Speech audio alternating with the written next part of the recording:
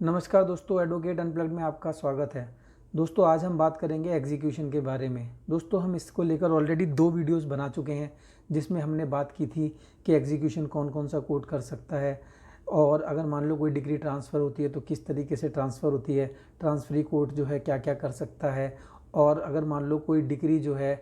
पास हुई उस एरिया के अंदर जहाँ पर कि सीपीसी अप्लाई नहीं करता है तो वहाँ डिग्री कैसे एग्जीक्यूट होती है, या मान लो अगर कोई फॉरेन डिग्री है तो वह जो है इंडिया में किस तरीके से एग्जीक्यूट होती है, रेसिप्रोकेटिंग टेरिटरीज़ क्या होती हैं, या मान लो हमारी कोई डिग्री है अगर जो फ़ॉरेन में एग्जीक्यूट होनी है तो वो किस प्रकार से एग्जीक्यूट होगी। तो दोस्तों, ये सब कुछ हमने पिछले 2 वीडियोज़ में ऑलरेडी देख लिया है। अब हम बात करेंगे आगे। तो दोस्तों, इससे आगे बढ़ने से पहले अगर आपने मेरे चैनल को सब्सक्राइब नहीं किया है तो मैं आपसे रिक्वेस्ट करूंगा कि प्लीज़ एडवोकेट अनप्लग्ड को सब्सक्राइब कर लें। दोस्तों, आज हम बात करेंगे कि क्वेश्चंस अगर मान लो कोई भी लेके एग्जीक्यूशन को लेके अगर अराइज होता है बिटवीन दी पार्टीज़, तो उस क्वेश्चन को कौन डिसाइड करेगा। तो दोस्तों, अगर मान लो कोई भी सेक्शन 47 बात करता है कि अगर मान लो एग्जीक्यूशन ऑफ डिग्री को लेके कोई भी question between the parties arise होता है या रिप्रेजेंटेटिव्स के बीच में अराइज होता है, जो कि डिग्री कोई एग्जीक्यूशन को लेकर है, डिस्चार्ज ऑफ डिग्री को लेकर है या सेटिस्फैक्शन ऑफ डिग्री को लेकर है,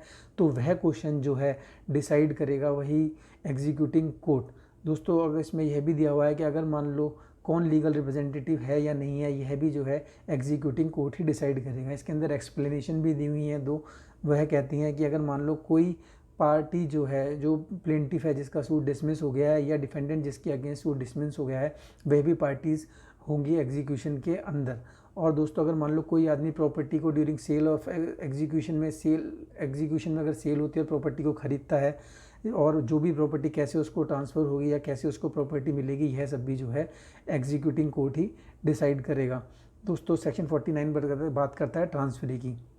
ट्रांसफरी वह आदमी है जिसको जो है डिग्री होल्डर जो है अपनी डिग्री ट्रांसफ़र करता है, तो उसके अगेंस्ट जो जजमेंट डेटर है उसकी जो राइट्स होंगी वह सेम होंगी जैसे कि उसकी डिग्री होल्डर के अगेंस्ट होंगी। सपोज़ करते हैं एक मकान था जिसमें 2 भाई रहते थे, और एक आध भाई को फेवर में हो गया कि भाई डिग्री होल्डर है, उसको डिग्री हो गई कि आपको जो है 50% ऑफ द प्रॉपर्टी मिलेगी और दूसरे भाई को 50% ऑफ द प्रॉपर्टी मिलेगी, लेकिन जो पैसेज जो है वो कॉमन रहेगा। तो डिग्री होल्डर क्या करता है, वह जो है प्रॉपर्टी को बेचकर चला जाता है। तो जो प्रॉपर्टी उसने खरीदी है, जो मतलब ट्रांसफरी है, जिसके पास में वह डिग्री की वजह से वह प्रॉपर्टी आई है, अगर मान लो वह उस कॉमन एरिया को कवर करने लगता है तो जजमेंट डेटर के पास राइट है कि वह उसको ना कवर करने दे, क्योंकि उसके पास वही राइट्स हैं जो कि डिग्री होल्डर के अगेंस्ट में थी।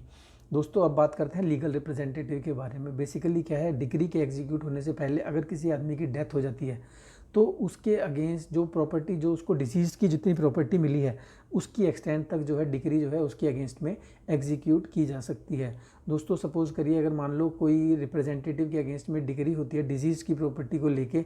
तो और वह मनी की डिग्री है, तो उस प्रॉपर्टी को सेल करके या अटैचमेंट करके वह प्रॉपर्टी की जो डिग्री को एग्जीक्यूट किया जा सकता है। सपोज़ करिए दोस्तों, अगर मान लो किसी आदमी को वह प्रॉपर्टी मिलती है और वह उसको डिस्पोज कर देता है, या उसमें से कुछ उसको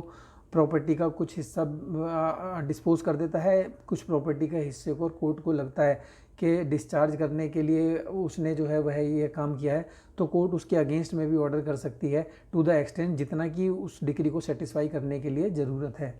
तो दोस्तों, अगर मान लो कोई एंसेस्ट्रल प्रॉपर्टी भी है, अगर मान लो डिसीज़ की प्रॉपर्टी किसी सन को मिलती है, और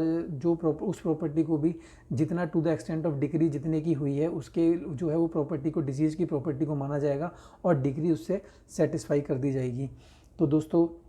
अब हम बात करते हैं कि पावर क्या है एग्जीक्यूटिंग कोर्ट्स के पास में। पावर जो है बेसिकली, जो मान लो अगर कोई डिलीवरी कर देगी, जो प्रॉपर्टी जिसकी डिग्री हुई है उसको डिलीवरी कर सकते हैं प्रॉपर्टी को, अटैचमेंट ऑफ द प्रॉपर्टी कर सकते हैं और सेल कर सकते हैं, और विदाउट अटैचमेंट प्रॉपर्टी को सेल कर सकते हैं, पर्सन को डिटेन कर सकते हैं, इन सिविल प्रिजन में उसको रख सकते हैं,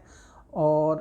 अप्रोप्रिएट रिसीवर, कोई भी रिसीवर को अपॉइंट कर सकते हैं डिग्री को एग्जीक्यूट कराने के लिए, या कोर्ट को जैसे ठीक लगे वैसे जो है डिग्री को एग्जीक्यूट करा सकता है। दोस्तों, अगर मान लो कोई मनी डिग्री है तो उसमें अरेस्ट नहीं करेगा कोर्ट जब तक कि उस आदमी को अपॉर्चुनिटी नहीं देगा, सुनेगा नहीं, उसको अरेस्ट नहीं करेगा। और अगर कोर्ट को लगता है कि मान लो वह प्रॉपर्टी को डिस्पोज कर देगा या आदमी भाग जाएगा, डिग्री को एग्जीक्यूट करने में कोई प्रॉब्लम क्रिएट करेगा, तो कोर्ट उसमें उसको अरेस्ट करने का ऑर्डर भी दे सकता है। दोस्तों, बात करते हैं अरेस्ट एंड डिटेंशन। अगर मान लो डिग्री के एग्जीक्यूट करने में, तो कोर्ट जो है दिन में किसी भी टाइम पे आदमी को अरेस्ट करने का ऑर्डर कर सकता है। लेकिन जब अरेस्ट करने जाएंगे, एक तो रात में अरेस्ट नहीं करने जाएंगे, दूसरा जो है अगर मान लो ड्वेलिंग हाउस में जो है ताले वगैरह नहीं तोड़ेंगे उसको अरेस्ट करने के लिए। और अगर मान लो कोई जजमेंट डेटर जो है ऐसी जगह पे है जहाँ पे कोई लेडी है, जहाँ पे जिसको कि क्या कहते हैं कस्टम्स में उसमें कस्टम्स में है कि वह जो है सामने नहीं आ सकती, तो उसको प्रॉपर टाइम दिया जाएगा, उसके बाद ही उसको अरेस्ट किया जाएगा। दोस्तों अरेस्ट करने के लिए भी कोर्ट ने उसको, अगर मान लो किसी आदमी को अरेस्ट करना है तो कोर्ट उसको बताएगा कि अगर आप चाहो तो आप अपने आप को इंसॉल्वेंट घोषित कर सकते हो। और इंसॉल्वेंट का मतलब होता है कि दिवालिया घोषित कर सकते हो। और अगर आप जब दिवालिया घोषित हो जाओगे, दिवालिया घोषित करवा सकते हो, उसके लिए कोर्ट जो उसको टाइम देता है 1 महीने का। और अगर वह उसमें वो प्रोसीडिंग शुरू कर लेता है, ठीक है, नहीं तो कोर्ट उसको फिर से अरेस्ट करने के ऑर्डर कर सकता है। दोस्तों अरेस्ट करने के लिए अगर 5,000 से ज़्यादा की डिग्री है तो अरेस्ट जो है उसकी 3 महीने की होगी, 3 मंथ्स के लिए हो सकती है। और अगर मान लो 2,000 से ज़्यादा 5,000 से कम है तो जो अरेस्ट जो होगी वो आपकी 6 वीक्स के लिए होगी। और अगर मान लो 2,000 से कम है तो दोस्तों उसकी कोई अरेस्ट नहीं होगी। दोस्तों कोई भी लेडी को मनी की एग्जीक्यूशन डिग्री में जो अरेस्ट नहीं किया जाएगा। दोस्तों अगर मान लो किसी को भी अरेस्ट करने के लिए एक सब्सिस्टेंस अलाउंस, 1 मिनट, हाँ, सब्सिस्टेंस अलाउंस जो है गवर्नमेंट फिक्स करती है, उसके अकॉर्डिंगली वह भी जमा करना पड़ता है। दोस्तों अगर मान लो कोई आदमी बीमार हो जाता है ड्यूरिंग दी एग्जीक्यूशन, मतलब एग्जीक्यूशन में अगर कोई सिविल प्रिजन में है और वह आदमी बीमार हो जाता है तो उसको जो है कोर्ट जो है रिलीज़ कर सकती है अगर उसको लगता है कि कंटेजियस डिजीज़ है। जैसे कि आजकल सपोज़ करिए कोरोना फैला हुआ है, तो कोर्ट को लगता है कि और लोगों को प्रेजेंट में जो लोग हैं सिविल प्रिजन में उनको बीमार कर सकता है, या ऐसा डिजीज़ है जो उसकी सेहत के लिए दिक्कत वाला है, तो कोर्ट जो है उसको रिलीज़ कर सकती है। और अगर जो रिलीज़ करेगी कोर्ट उसको, तो जितनी उसने सज़ा काटी है, जब दोबारा अगर वह ठीक हो जाएगा उसको अरेस्ट करेगी तो मैक्सिमम जितनी वह सज़ा काट चुका है तो उससे उतनी सज़ा, उसकी जो सज़ा है उसमें से कम हो जाएगी। दोस्तों अगर मान लो अरेस्ट करने से पहले अगर मनी डिग्री है वह आदमी अपने पैसे दे देता है तो उसको छोड़ा जा सकता है। या मान लीजिए अगर जिस आदमी ने उसको सिविल प्रिजन में भेजने के लिए एप्लीकेशन, जो डिग्री होल्डर है वह चाहे तो वह भी अपनी डिग्री को मान सकता है, कह देगा कि मेरी डिग्री सेटिस्फाई होगी, तो भी उस केस में उस आदमी को छोड़ा जा सकता है। दोस्तों ये हुआ सेक्शन 59 तक। और हमने आज डिस्कस किया बेसिकली क्या कहते हैं क्वेश्चन जो अराइज होते हैं वो कैसे, कौन डिसाइड करता है, और डिक्री हो जो है अगर जो रिप्रेजेंटेटिव्स हैं उनके खिलाफ में कैसे डिक्री को एग्जीक्यूट किया जा सकता है, और पावर्स क्या एग्जीक्यूटिव कोर्ट की उसमें कैसे एग्जीक्यूट की जा सकती है अरेस्ट करके। इसके आगे का जो नोट्स दोस्तों है जो कि रिलेटेड है अटैचमेंट ऑफ प्रॉपर्टी को लेके, वह जो है हम अगली वीडियो है उसमें दोस्तों डिस्कस करेंगे। अगर आपको दोस्तों आज का वीडियो अच्छा लगा हो तो मैं आपसे रिक्वेस्ट करूंगा कि प्लीज़ दोस्तों मेरे चैनल को शेयर करें, सब्सक्राइब करें, लाइक करें। धन्यवाद दोस्तों।